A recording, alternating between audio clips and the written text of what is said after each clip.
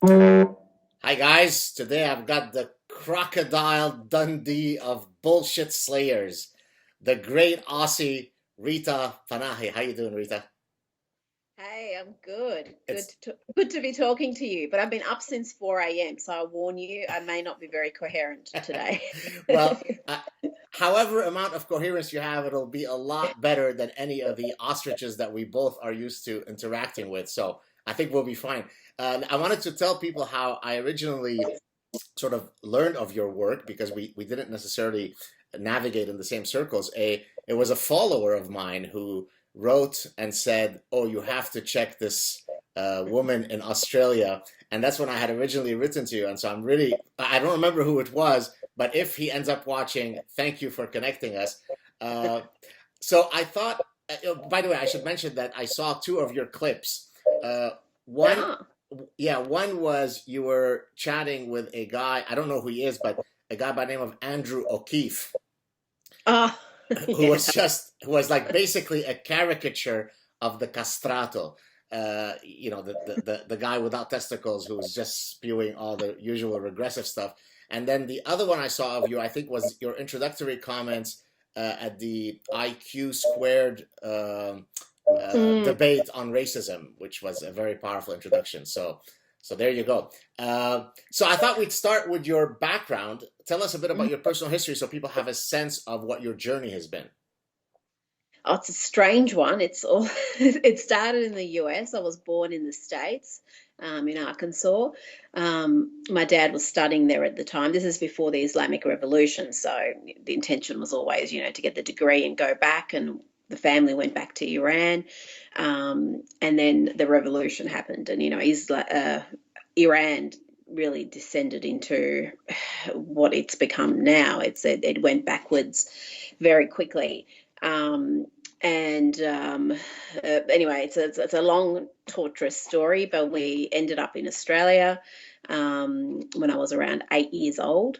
It was interesting because I'd completely forgotten English completely. I literally knew two words when we got to Australia. So it was relearning the language and getting used to a new world. And we were very lucky because there's no better place to be than Australia, in my opinion. It's a free, prosperous, tolerant, welcoming country, And and warm, and warm. and warm, and it's yeah, the climate and the people, and it's yeah, you just feel blessed. I mean, whether I think a lot of Australians who are born here and who just don't know how lucky they are. It's just by luck they were born in this little part of the world, and they've got every opportunity to succeed. Can dodge all the nastiness that most of the world is troubled with, so yes, I'm fairly grateful to be here, and appreciative of all the opportunities Australia's given me. I visited Australia and New Zealand back in 2001.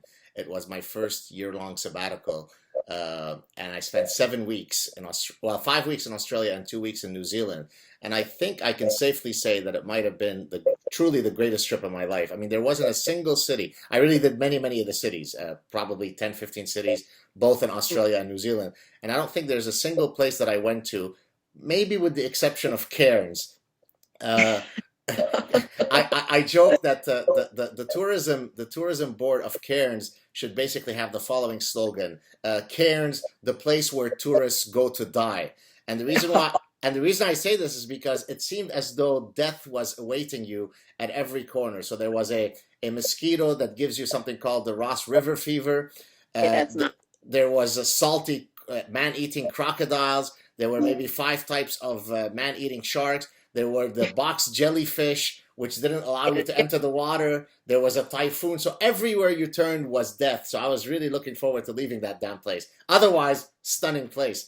So so you leave Iran, you go to Australia. At what point did you decide that I mean, I guess the right term for you would be you're an ex-Muslim, correct? You're no longer a practicing Muslim. Is that right?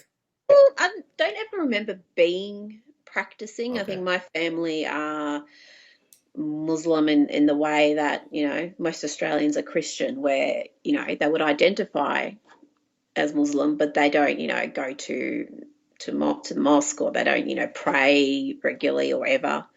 So it's sort of a fairly casual adherence to the religion. So I've always been, since I've thought about it seriously, I've always been an atheist. I've never been a believer. So there wasn't any sort of, big change in direction for me. It's always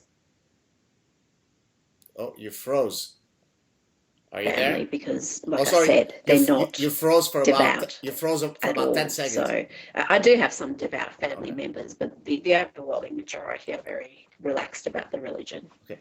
There's a bit of a problem with the connection. You froze for about 10 seconds, but can you just All right. maybe summarize from the point that you said that you always knew that you were an atheist?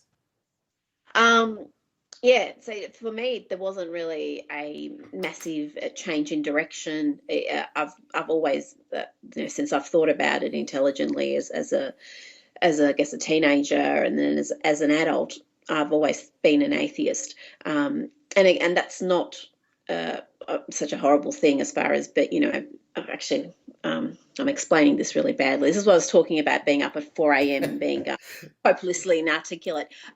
But yeah, it hasn't been a major drama in my life, is what I'm trying to explain, because the overwhelming majority of my family aren't devout, and so to be an atheist is nothing too Shocking. you know, shocking for them. Yeah. You often hear, at least I hear anecdotally, that sort of the on the street in Iran, many of the people would probably best be described in the way that you've described yourself.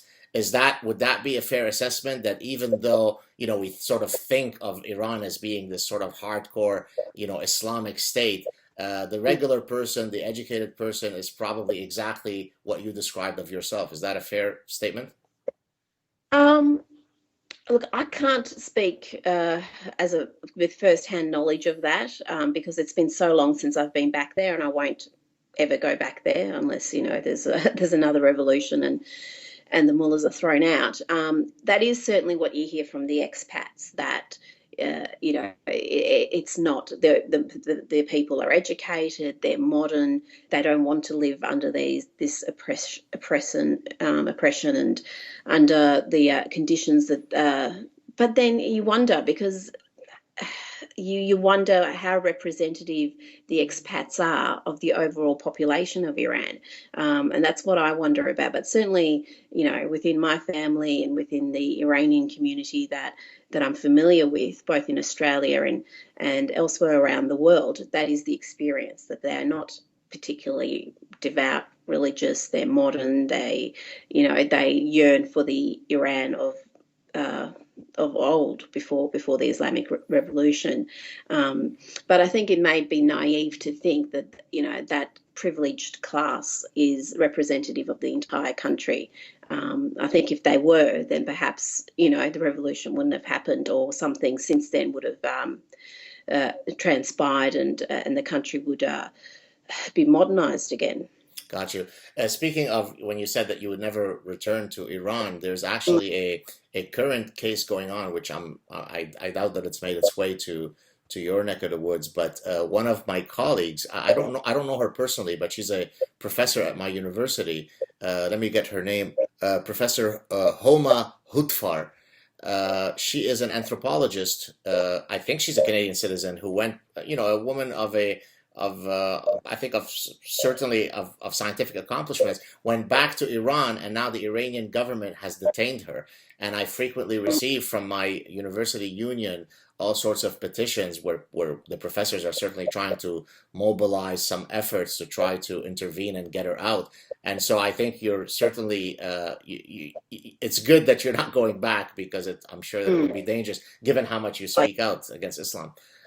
What was the catalyst for you to sort of compel you to become so public in your positions in criticizing Islam? Um, oh, look, I don't think it was a conscious decision. It was, I write about a range of topics, and it's a topic that I'm obviously deeply interested in, and with my personal history. And increasingly in the West, we're seeing those those two worlds collide, and some of the behavior from certain sections of the media and academia has been, in my opinion, utterly shameful, where they use bigotry of low expectations and treat certain segments of the community to a completely different standard than they would treat anybody else. And we're seeing it again and again. And it's in my line of work, I hate hypocrites. I hate virtue signalers. I hate people who, uh, you know, like to preach and tell the world how, morally superior they are, whilst their actions, tell you something completely different. And whether that's coming from, the world of Islamic extremism, or it's coming from the social justice warriors, wherever it's, I feel it's my duty to call it out. So it's part of the job, and I'm very happy to be doing it. Well, and I think you have a blog titled Misjudgment, which I love because I've specifically written about, and also I've done one sad truth clip where I basically say that it is perfectly okay to judge. It's natural to judge because there's this sort of ethos in the West. Who am I to judge? Who are we to judge? Right? Well, I mean, of course, for certain things you shouldn't cast a Yeah, judgment, but for many other things, I think you're a moron if you don't judge. And so, absolutely. It's human nature. It's what separates us from the bloody animals. You're given a brain, you're given a moral compass. Use it, and you're right. I mean, there's things that you don't pass judgment on, but if you decline to actually take a stand, then you are allowing terrible things to happen under your watch. So I think we're all obliged to call out indecency, for want of a better word, when we see it. And when people behave abhorrently, then they should be held to account, regardless of what their background or standing is. well, I just went after earlier today the incredibly oppressed Beyonce Knowles, who her and her husband are only worth $1 billion. And so I was suggesting that I feel quite guilty when my children are now asking for food when I should be helping somebody who is the victim of institutional racism like Beyonce. We need to be taking food away from our children because, after all, I'm not black, so I'm privileged. She's black, she's a victim. And so I was trying to explain to my children that, sorry, kids, if you go hungry, I've got to help out the Knowles. She is the classic example of a virtue signaler, right? Right? Who jumps on these unbelievably vacuous platitudes simply to look good, right? To manage her impression. Yeah, that moral grandstanding, it's almost like a brand, isn't it? Because there was a feminism thing, and now it's the Black Lives Matter thing. And you know what? I love Beyonce's music. I enjoyed watching the clip where her sister beat up her husband, and she just watched it on casually. I enjoy all of that, so I've got nothing against her as an artist. In fact, I'm quite a big fan of her music. But when celebrities, whoever they are, start preaching to the great unwashed about how things really are, I think we've all got a right to look on with some judgment, because whenever they do it, just about every instance, they are massive hypocrites. Leonardo DiCaprio or Yeah. Harrison Ford, two of the more outspoken, members of the Hollywood community, as far as the global warming goes. They preach it endlessly around the world. These two dudes fly around in private jets. They maintain multiple properties. Their carbon footprint is enormous, and yet they feel entitled to preach to the little people about how they're destroying the planet. And it's the same with Beyonce. I don't want to be preached to about politics or social issues from people who are good at singing or acting. uh, I just don't know why they do it. I don't know why they delve into those areas. I can I think it's propose an explanation. Please. Okay. I actually wrote an article on my Psychology Today column, and then it turned into a Psychology Today magazine article. This is several years ago. I titled it The Narcissism and Grandiosity of Celebrities. And I proposed several psychological mechanisms, but the most important one, I think, let me replicate it here for you. I think they suffer from existential guilt in some sense. In the deep recesses of their minds when they go to sleep at night, they know that they are frauds. Frauds not in the sense that they scam their way to start, but that they realize that they're not really worthy of all the adulation and godlike attention that they receive. And so the way that I can sort of fix this injury to myself is to actually demonstrate that I'm a truly wonderful person. I'm a fighter against global warming. I fight for the rights of women in Darfur and so on, right? And so that's a way by which I can fix this discrepancy between all of this adulation that I get and ultimately what I truly think is I'm undeserving of. What do you think of that theory? I like it. I like it. The only counterpoint I would make to it is within the artistic community, whether it's stand-up comics or singers, actors, there seems to be this, the overwhelming majority do lean to the left. And that's true of the ones who are successful, but it's also true of the ones who are hopeless failures. So I wonder, whether artistic people naturally lean left, and then, like you said, when they become hugely successful and have got more money than they know what to do with, and all this adulation, the guilt kicks in. But I'm always disappointed when stars get political. Even when I agree with them, I'm like, well, why am I hearing from you? Prince died earlier this year, and I was shattered. I mean, I adore Prince. I'm obsessed by him. Thought he was the most talented little human ever.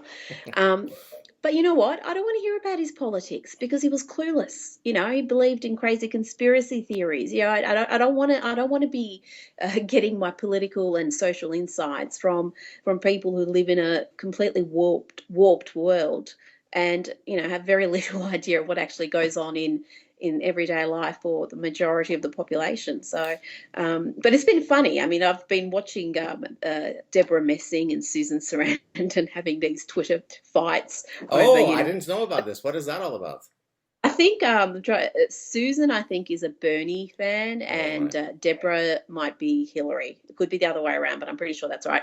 And they've been at each other, and to see your left wing feminists at war with each other is always amusing. But it's I mean, everyone's entitled to their opinion. Everyone's entitled to preach whatever they want to. But I'm just, in my opinion, most celebrities who delve into that area actually do themselves a disservice and do the cause a disservice. I can't imagine anyone would actually change their vote because Leonardo told them to.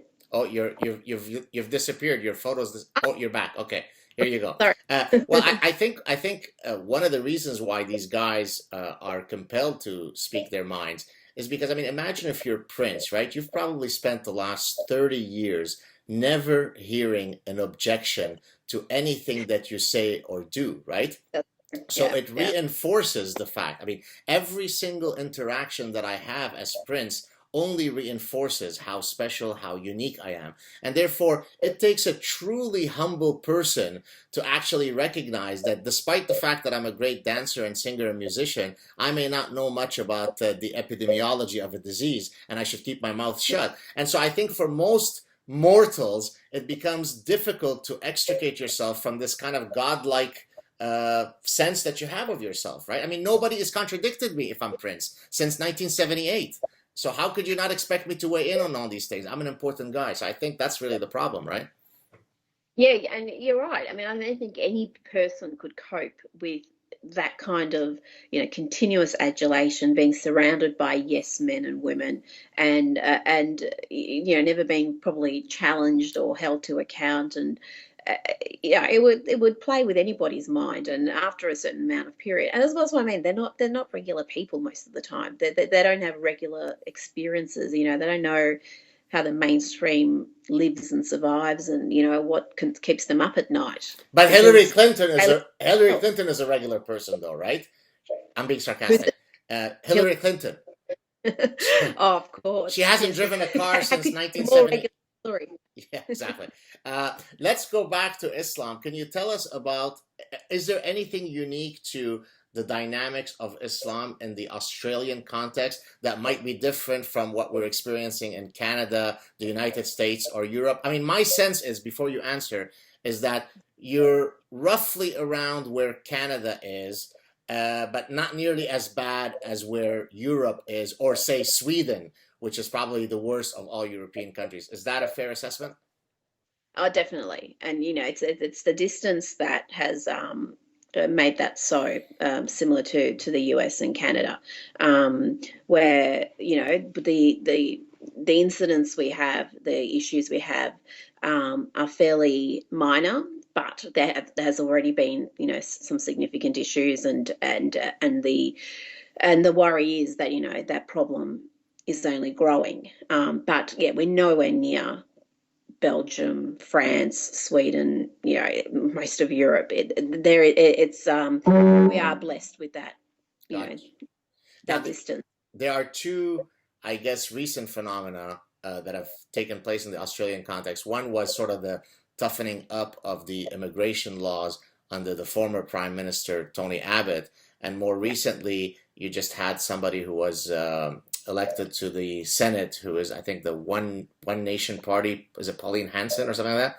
Can you tell us about both of these situations, and how is that representative of the general mood of how people are feeling towards Islam, or anything that you could tell us about these issues? Look, I don't think it was ever a sort of an anti-Islam sentiment that, got the former Prime Minister Tony Abbott elected. It just isn't an issue of that magnitude in this country at all. And like I said, Australians are very tolerant, welcoming, but they care about their borders. They care about people coming here legally. And the former Prime Minister's, the whole election campaign was around, I'm going to stop the boats, because we're having, thousands of people come to Australia by boat. Hundreds were drowning. It was just a terrible situation. We had detention centres full of people, and he very quickly managed to stop the boats. Everyone said, there's no way you can do it because these are global forces. How can you stop? Because you've got to go to the root of the problem. Well, no, you can stop it. If you protect your borders, you stop it from happening. So our detention centres are emptying out, and we're still taking in refugees as the same amount as before. In fact, we've increased our intake with 12,000 Syrian refugees coming here, but we pick who comes here, and they go through the checks. They've got passports, we know who they are, so it's just a far more ordered process. As far as Pauline Hanson goes, she's been elected to the upper house, the Senate here, and actually her party will have several senators. It's not just going to be her. She is a very much anti-Islam or anti-Islamic extremism. She's fairly outspoken about that. So you could say that anti-Islam sentiment has resulted in her being elected. It's going to be interesting because the Conservative vote in Australia has been fractured somewhat in the last election we just had a couple of weeks ago. A lot of the Conservatives feel disenfranchised with the new Prime Minister, and don't think he's a true Conservative, and their votes went elsewhere. And One Nation was a beneficiary, but there was a lot of others who were also beneficiaries. So our upper house is now an absolute mess. There's these minor parties and independents, and God knows how they're going to get any legislation through, but yeah, it's going to be an interesting couple of years politically in Australia. So, what do you think? I mean, I've pretty much asked this question that I'm going to pose you next to every single guest I've had on who knows about these immigration issues. How do we navigate through this very serious conundrum of maintaining an ethos of humanity and being humane and letting in people who are in need of being let in, versus the fact that many of these people, never mind that they're whether they're ISIS members or not, they come with a baggage, a religious and cultural baggage of values that couldn't be more perfectly antithetical to the defining, values of the West. And so, how do we navigate through this issue? Have you ever thought about that in terms of the actual practicality of how you let people in who might be completely different from you in terms of values? Oh, well, we've got all these sort of citizenship tests and all these programs for people who are coming here, um, but yeah, the actual practical ways of identifying people who are not going to fit in or who are not going to be living cohesively with Australian values of freedom and equality and that is a question. You know, how do you do that? Because when people are desperate to come here or migrate to any country, they will tell you what you want to hear, but undoubtedly there is a problem with certain sections uh, of the Islamic community where they've just got some fairly abhorrent attitudes to homosexuals, to women's rights. There's a whole range of To issues. Jews, to dogs, to music, to art, to statues, to life. Yeah, I mean, and you've got to first talk about it. And I think in Australia, like in the US, Canada, everywhere, there is this hypersensitivity that if you ever actually even want to discuss these topics, no matter how rationally and intelligently you want to approach them, people go nuts. They start shrieking about Islamophobia and they want to shut down debate. And when you do that, you end up with Belgium. That's what they did. They just appeased and appeased and appeased, and it didn't make a more cohesive society. It created further divisions, and now they've got a real problem at their hands that probably isn't going to be solved in my lifetime because it's entrenched now. So I think the first step is to actually have the courage to talk about this stuff and not to be shouted down by the regressive left who see any sort of debate or discourse on this area as anti-Islamic. It's not. And you know what? And you're doing a service to many people within the Muslim community who feel trapped in that mindset. There's a lot of women in Australia who are under pressure from their family to behave a certain way, to dress a certain way.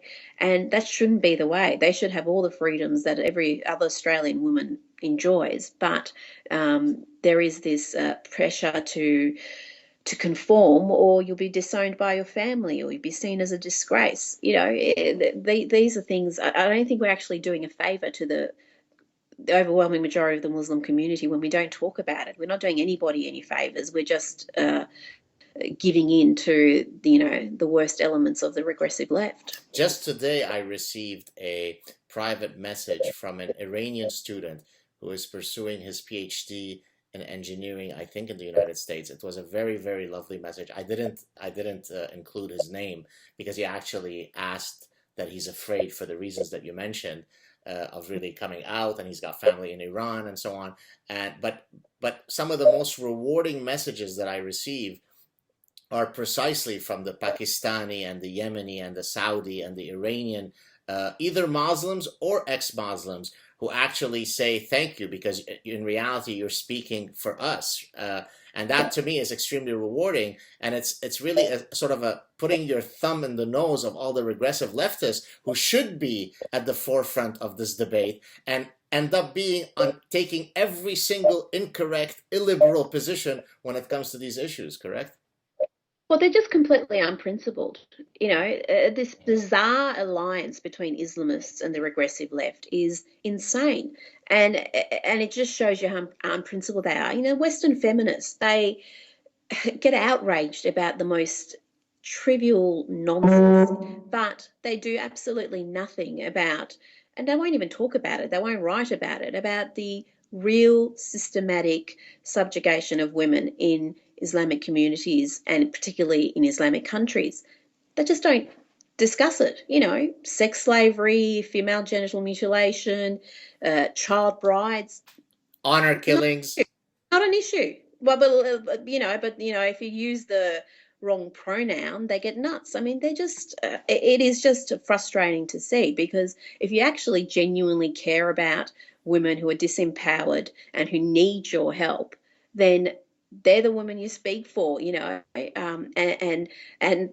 the most absurd thing is when you've got someone like Hirsi Ali, who's so courageous and has had a life under threat for speaking the truth, the feminists attack her instead of standing behind her. It is a completely bizarre, morally bankrupt way of going about life, and I won't have any part to do with it. That's why I don't identify as a feminist, because I think modern feminism is the pits. Well, I call it, I mean, this sort of mindset is really a cancer, a virus of the human mind, of the human spirit. I mean, really, genuinely, right? I mean, I mean, religion can parasitize your mind, but so Mm. could other forms of irrational beliefs. And a lot of these regressive leftists, oh, your photo's gone. Oh, you're back.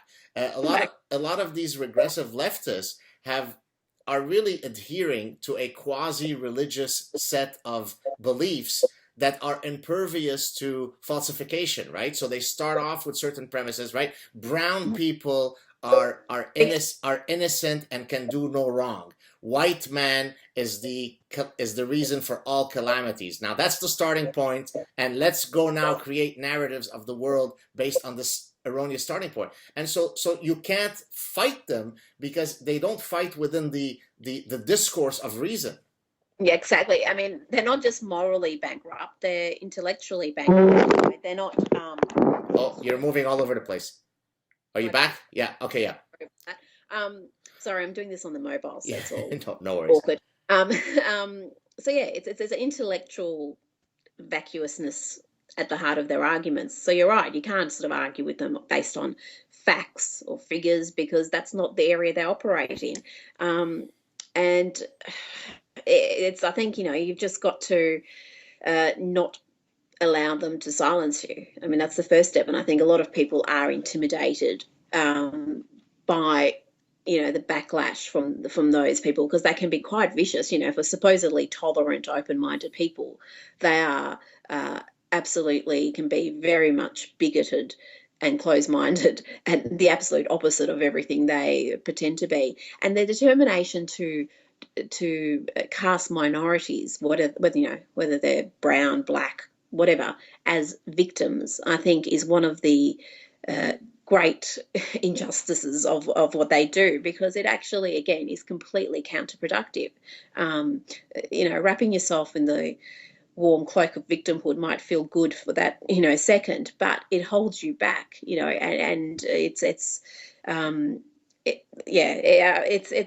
maddening to see. But I think more and more people who are looking on are seeing just how absurd some of these positions are. And I think the overwhelming majority of the population, though may not be hugely engaged in these issues, do look on, with some derision to these people, and they, I certainly don't think they speak for the mainstream. Let's put it that way. Well, I've noticed that even when I engage people privately, I might be sitting on a beach somewhere and I start engaging with somebody, they find out about, who I am, what I do, what my background is.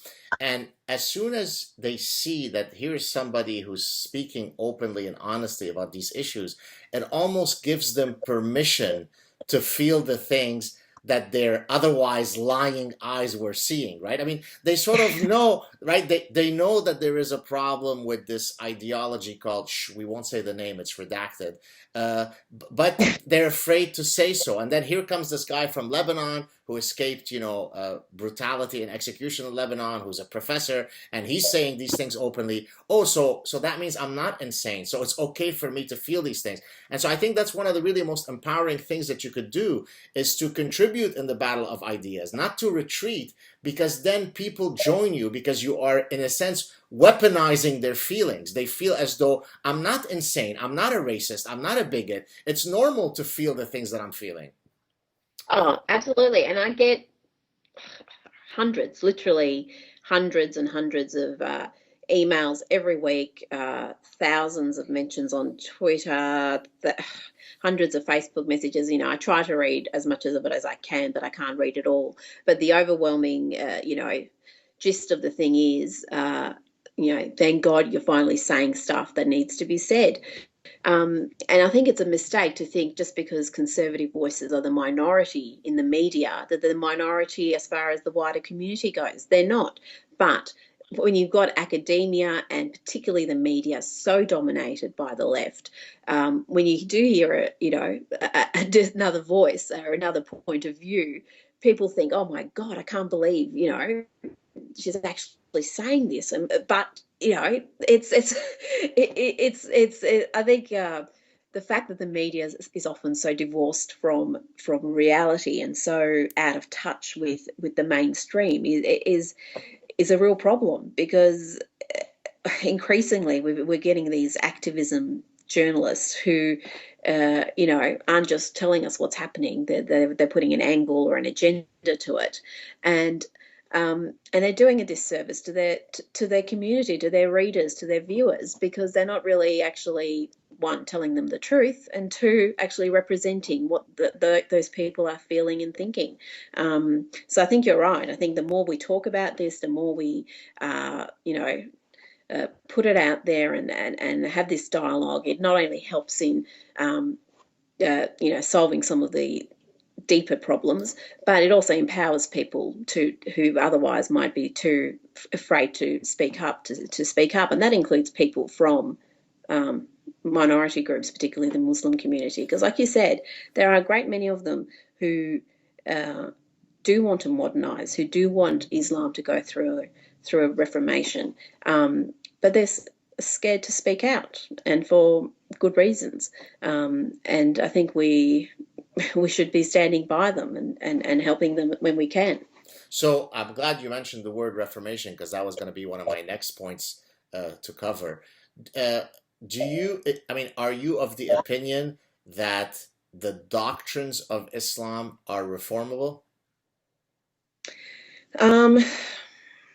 That's a hard one.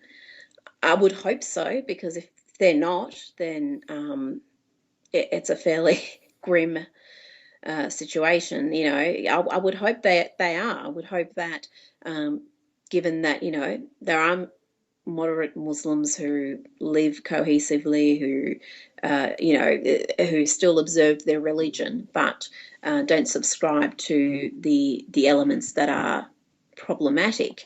That could be something that is encouraged and grows, but I'm not the expert on that. I mean, I couldn't tell you about the scriptures and about the particular areas that need to be rethought. I mean, there's just so much in there that even for my basic understanding of the Quran, that's problematic. And Christianity's gone through that reformation, and hopefully Islam can also go through it.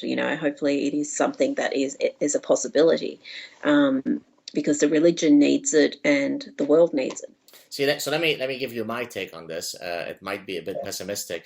I don't think that Islam is reformable. I think that to the extent that there are innumerable moderate, liberal, kind, decent Muslims, it's simply the random combination of their genes that makes their personhood who they are. In other words, they are kind and peaceful, not because of Islam, just because of their personhood, right? And therefore, if there are 10 passages in the Quran, 9 of which are problematic, they ignore those 9 and choose to only do 5 times of prayer, times prayer, or zakat, or whatever it is, the 5 pillars, right? So there is no. I've never put this question to anybody who knows anything about Islam, who has given a specific set of mechanisms by which you could actually reform Islam. And it's not as though people haven't thought about this for 1400 years. And so I think the problem is that, frankly, the contents contain, as you said, not only the Quran, but you read the Hadith, you read the Sirah, the whole set of holy books, the trilogy, contain enough problems that all of the mental gymnastics in the world and all of the new interpretations in the world are not going to be able to translate kill, kill, kill, kill, kill, kill, kill to love and caress and let's listen to Bobby Brown, right? So there is no way that you can fit. So, and that's why we're at a conundrum, because I appreciate the efforts of guys like Majid Nawaz, whom I think you might know, who are saying, hey, let's have a reformation. But Tell me how you're going to reform it. I mean, surely you don't think you're the first guy to have thought of this, and we haven't been able to do it.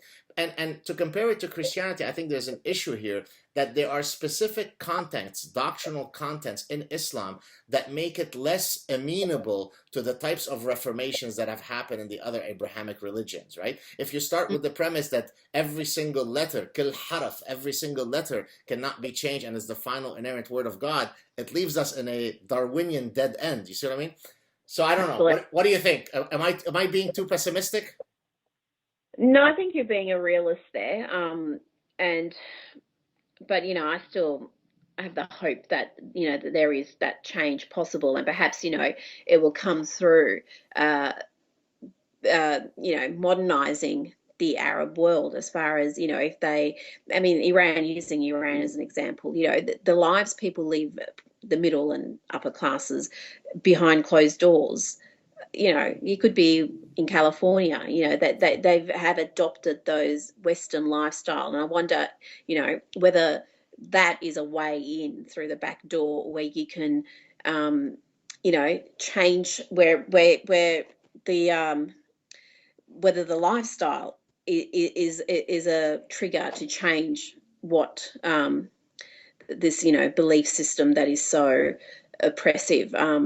But yeah, I know that sounds wishful and out there, but I don't want to give up entirely on the hope that reformation is possible. So I'm Right. being a little bit wishy-washy there. But and there are many Muslims, like you said, who are observe their religion, but they're not devout to the point where they believe that an adulterer deserves to be stoned to death. There's some rationality with their belief system, which again, I'm hopeful that spreads. But certainly that's not what's happening in the world right now. I have to acknowledge that's the case. That it's not that is not the reality that we have today. Well, let me say a personal example. I mean, we're Lebanese Jews, right? I'm Jewish, yet I call myself very publicly an atheist Jew, right? Under the recognition that, and oftentimes people say, well, how could that be? Is it a contradiction in terms? No, because Judaism is multifaceted. There is a ethnic lineage, there is a historical lineage, there's a social, cultural element, there is a cuisine element, there's all sorts of elements that constitutes my Jewish identity. Of course, at the root of that is the fact that people banded together under a common religious heritage to start off with. But today I don't, I don't keep Sabbath, and I don't put on the tefillin every day, and I don't do the 613 commandments. Yet I consider myself very Jewish, other than in my beliefs. And so I think if there is a way for the majority of Muslims, now, unlike 15 million Jews around the world, you have 1.6 billion Muslims. If most of that population were to view their Islamic identity in this manner, I think in a sense that's one of the ways that you defang the religion, because there are wonderful elements of Islamic culture, whether it be art, whether it be music, whether it be architecture. There are all sorts of ways by which I can adhere, I can have an attachment to my Islamic roots without necessarily caring about the particular hadith where Muhammad said this or that, right? So I wonder if that might be the way to move forward, where you tell people, look, you could still maintain your cultural affinity to Islam without caring about the specific contents of the book. If we can get most people to do that, maybe then there is a chance for things to move forward. What do you think? But again, the reality is that's unlikely to happen, Yeah. isn't it? Now I'm being the Now you're the pessimist. I was being the optimist. Yes. because I just think there's just such defensiveness from believers that any suggestion about modernizing or identifying some issues is just the reaction is just so absolutely irrational, over the top. If you even suggest some sort of examination of what's happening within the religion, so you wonder where is that going to start? And it has to come from within. You can't have people like me or you or people who are not non-believers dictating terms to them as far as, this is the road to go down. It has to come from within, and it's the only chance it will ever have of happening. And sadly, there's not too many within the religion who are pushing it. There are some, but they are fighting an uphill battle. And if it doesn't reform from within, then I think you're right to be pessimistic. Yeah. Are there any, we're soon going to wrap up. Are there any projects that you are currently working on, a book that you're working on, a documentary, something that people are not aware of that you'd like to take this opportunity to promote? Oh gosh, no. I'm seriously. I need to be doing less, not more. You're not trying to make me do it. I'm busy. I write obviously for the Herald Sun here in Australia. I do a little bit of TV and radio. So my days are long and full. So yeah, there's no books or any projects, but I'm going to Israel next week, so that's going to be my first time. Oh, very nice. Tell us about that. How did that come about? I'm just going to be there for a week, so it's going to be a very quick trip. But so will you be able? Sorry to interrupt you. Will you be able to handle the daily mass genocides that are happening all over Israel, where you can't really drive your car on the streets because you'd have to go over all the dead Palestinian bodies? Will you be able to handle that reality? Well, yeah, I'm just wondering how they're going to be letting, someone with Persian heritage in with, I'm expecting to be shot at the airport. I'm not expecting to get past that point. Just tell them that you know me. We're all connected. They'll let you in. I'll say the Jewish mafias can vouch for me. Yeah. There you go. So yeah, I'm just excited because I've never been there, and the itinerary is full. There's so much to see and learn. And is it a personal trip, or does it have a professional element? No, it's going to be a group. So it's a study tour. So nice. I don't have much control of day-to-day goings on, but it's going to be a good trip. So I'm looking forward to it. I'll just warn you that I've been to Israel and I have been kept in a separate room and quote mistreated or spoken to in a very harsh way, only because I'm born in Lebanon and they didn't know I'm Jewish, and they didn't even give me a chance to say that I'm Jewish. So if you are somehow treated harshly, know that they even do it to their own. So it's okay. They're not being racists. I mean, I've been told that, the process of going through the airport is an experience, and they will insult you, they will test you, they will push you. So no, I'm looking forward to it. It'll be fine. And it's we joke about it, but with the recent attacks we've had on airports, probably the way Israel does things. What's some sort of alarm happening here? Yeah. I'm hoping it's just a testing procedure. Yeah. With the attacks we've had on airports, Brussels and Istanbul, how the Jews do things, I think, is going to be something we really need to learn from, because we may have to adopt a lot of those sort of practices and procedures in our own airports in the years to come. Well, have a fantastic trip. It has been a pleasure. I know I could have kept you here for another 5 hours, but hopefully we'll have a chance to speak again. Thank you so much for waking up so early to speak to me. Oh, no problems. Sorry if I meandered a little bit, but like I said, I've been up since 4. Oh, don't worry about it. Desperate need of a nap right now. Have a great time. Stay on the line. I'm just going to stop the recording and I'll tell you bye offline. Thank you so much, Rita.